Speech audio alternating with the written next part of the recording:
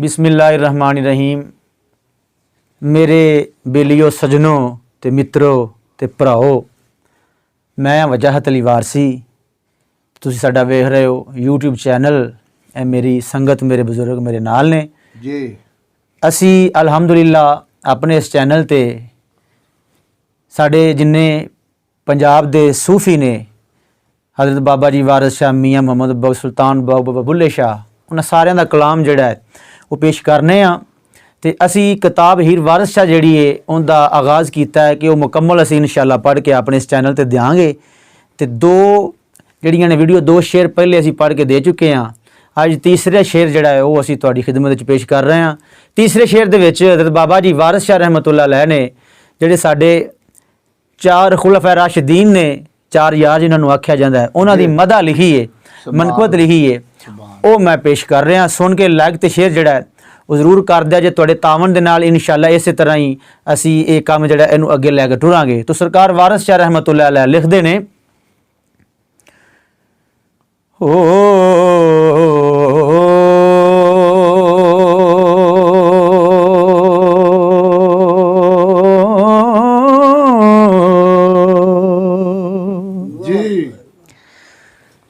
चारे यार रसूल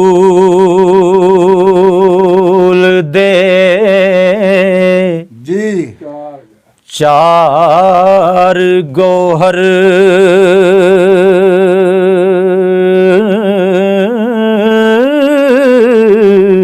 सुभान अल्लाह।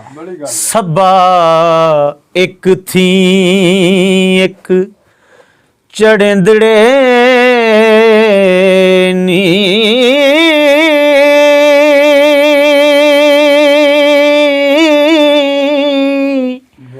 अबू बकर उमर उस्मान अली हो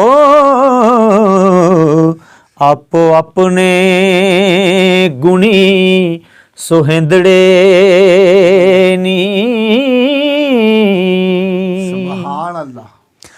जिन्ना सिदक यकीन तहकीक कीता रा रब दे सीस वकेंदड़े नी, ज़ौक छड़ के जिन्ना ने ज़ुहद कीता वाह वाह ओ रब दे बंदड़े नी। सुभान अल्लाह। सूबे चारनी शरा मुहम्मदी दे,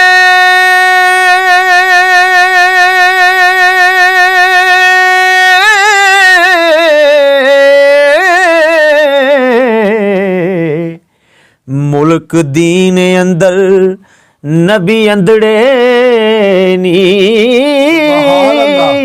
पाई फतह करके जंग काफरां ते कीते धम कुफार दे तंदड़े नी।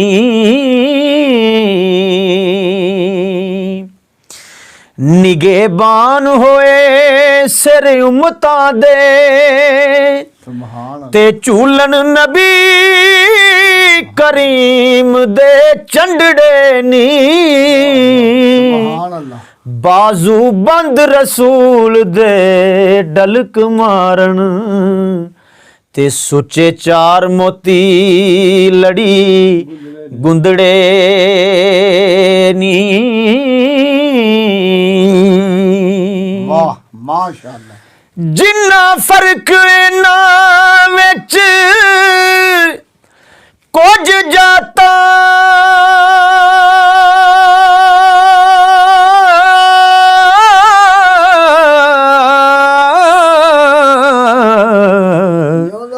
ओ तुरों हुजूर दे गंदड़े नी। वारस शाह मदद चार यार दीजी हो